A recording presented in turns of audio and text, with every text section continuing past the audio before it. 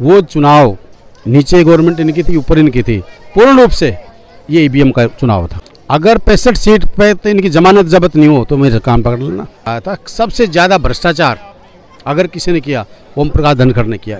अगर वो मुझे डिप्टी सीएम बनाएंगे तो मैं डिप्टी सीएम के लिए तैयार हूँ। आने वाला समय भूपेंद्र सिंह हुड्डा इस प्रदेश के मुख्यमंत्री। नमस्कार। नमस्कार जी। समस्त हो? बिल्कुल बढ़िया बढ़िया भाई। तो अभी 3 बड़े राज्यों में जो है भारतीय जनता पार्टी की सरकार आई है, एमपी, छत्तीसगढ़, राजस्थान। तो हरियाणा की राजनीति के ऊपर कैसे देख रहे हो 2024 के चुनाव में? देखिए, मैं आपको एक चीज़ बताऊं जिससे आपने पता होगा कि जब 2019 में इलेक्शन हुआ तो तीनों स्टेटों में कांग्रेस की गवर्नमेंट बनी थी, राजस्थान भी, मध्य प्रदेश भी और छत्तीसगढ़ भी। तो ये तो वहाँ का एक ट्रेंड है कि एक बार कांग्रेस एक बार दूसरा, पर मैं इनसे हरियाणा में कोई असर नहीं पड़ने वाला। और जहाँ तक आपने देखा होगा जब हमारे तीनों स्टेट जीतने के बाद जब एमपी का इलेक्शन हुआ तो क्या रिजल्ट थे। तो हरियाणा एक बहुत सुलझावा स्टेट है। इन्होंने पता है कि अपना प्राय क्या चीज़ है। पिछली बार इन्होंने 75 पार का नारा दे के हम कुल जो हमारी 12 सीटें थी 4300 वोटों से हमारे थे। तो इसमें कोई फ़र्क नहीं पड़ने वाला। हरियाणा की जनता बीजेपी और जेजेपी के जो भय भ्रष्टाचार मुक्त प्रशासन की बात करते थे, आज भय भी है, भ्रष्टाचार भी है। आज क्या है इनके पास? एक नारा है जातिवाद की राजनीतिक, धर्म की राजनीतिक, भाई को भाई से लड़ाने की राजनीतिक। तो इनका एक एजेंडा फिक्स है। पर अब देश की जनता भी, मैं आज आपको कह रहा हूँ, आज ये आपके चैनल के माध्यम से भी मैं कह रहा हूँ कि आने वाले समय में देश के अंदर मोदी का खात्मा हो गया। ये 100% है।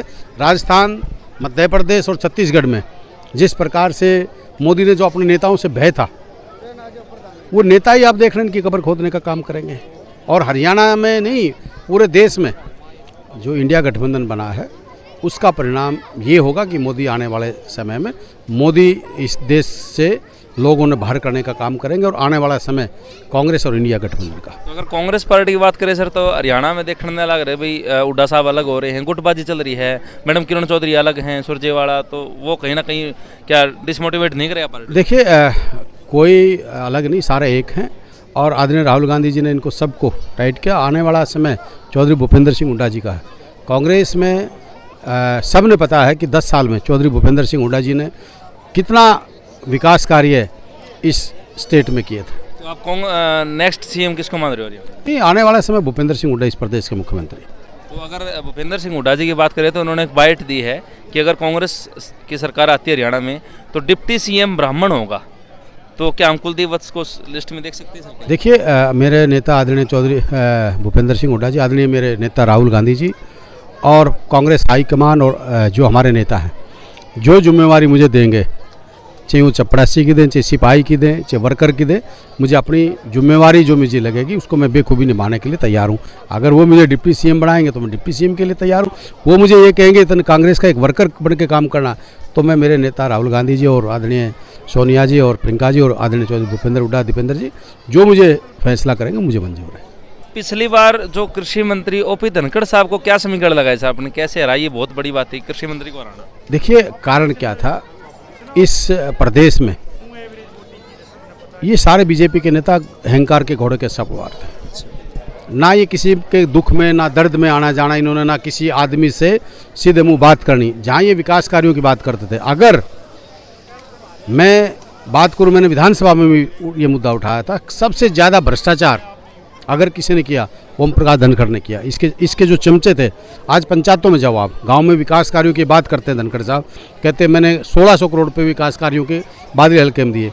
मैं कहता हूँ आप बारसा गाँव में खड़े हो, 1600 करोड़ के हिसाब से 100 गाँव हैं, तो 16 करोड़ तो इस गाँव में आते हैं कि नहीं? आप गाँव में पता करो कि भाई 16 करोड़ रुपये तुम्हारे गाँव में आए। मुनीमपुर छोटा सा गाँव है जिसमें एक एक गली 3-3 बार बनी हुई है, वो एक ईंट नहीं लग रही है। बहुत बड़ा भ्रष्टाचार किया दोनों, इनकी पूरी टीम ने, बेटा अलग बाप अलग, सारे लगे हुए थे, जो इनके सरपंचों से साठ गांठ करके सारे हरियाणा में, मैं तो बादली हल्के में नहीं, हरियाणा में जितना पंचायती राज में इन्होंने लूटने का काम किया। और जो इनके अहंकार के घोड़े पर सवार थे, जो इनकी गर्दन में सिरिया था, वो लोगों ने निकालने का काम किया। मैं तो एक किसान का, गरीब मजदूर का बेटा हूँ, जो मेरे को इस लोगों ने, बादली हल्के की जनता ने जो आशीर्वाद प्यार दिया, मैं तो कौन होता और आने वाला, ये बादली की जनता थी जिसने इसको हराया। आप कह रहे हो सर कि भाई ये जनता प्यार है, तो जो बीजेपी के कार्यकर्ता वो तो खुशी की लहर है कि भाई 65 सीट इस बार हरियाणा जो है भारतीय जनता पार्टी निकाली। देखिए, ये तो 75 सीट पिछली बार भी निकाल रहे थे। आने वाला समय चौधरी भूपेंद्र सिंह हुड्डा जी का है, और मैं कह रहा हूँ 65 सीट तो छोड़ दो, अगर 65 सीट पे तो इनकी जमानत जब्त नहीं हो तो मेरे काम पकड़ लेना। लोगों में इतना जोश है कांग्रेस के प्रति।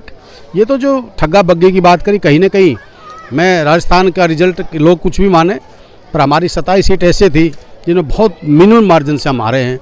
छत्तीसगढ़ में भी यही था, राजस्थान में भी यही था, और जो मध्य प्रदेश का चुनाव था वो चुनाव नीचे गवर्नमेंट इनकी थी, ऊपर इनकी थी, पूर्ण रूप से ये ईवीएम का चुनाव था। तो आप मतलब कि ईवीएम को कहीं ना कहीं घेरे में ले रहे हो कि भाई गड़बड़ मैं मध्य प्रदेश में 100% इस बात को मानता हूँ कि गड़बड़ हुई है। 100% गड़बड़ हुई है। तो अभी जो जनता आपको देख रही है सर, उसके लिए क्या संदेश है आने वाले चुनाव? देखिए, मेरा तो एक है, मैं इनका बेटा इनका भाई हूँ।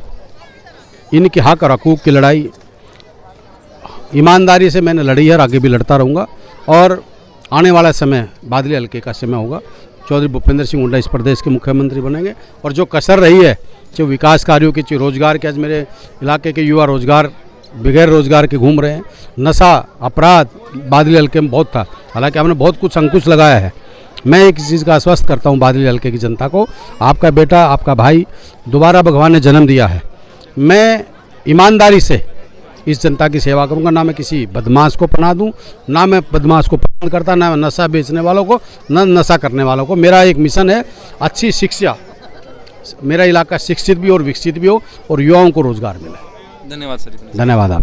तो अभी आप देख रहे थे हमारे साथ बादली हल्के जिसमें घुमणगा भाई, तो वहाँ के विधायक कुलदीप वत्स जी मेरे साथ मौजूद थे, और बाड़सा के अंदर जो है या एक शादी का प्रोग्राम वहाँ अटेंड करने आए थे। इतना समय दिया उसके लिए धन्यवाद, और लगातार जो हरियाणा की छोटे तो बड़े अपडेट्स अभी देखते रहे। तब तक के लिए सारे दर्शकों सचिन की राम राम भाई।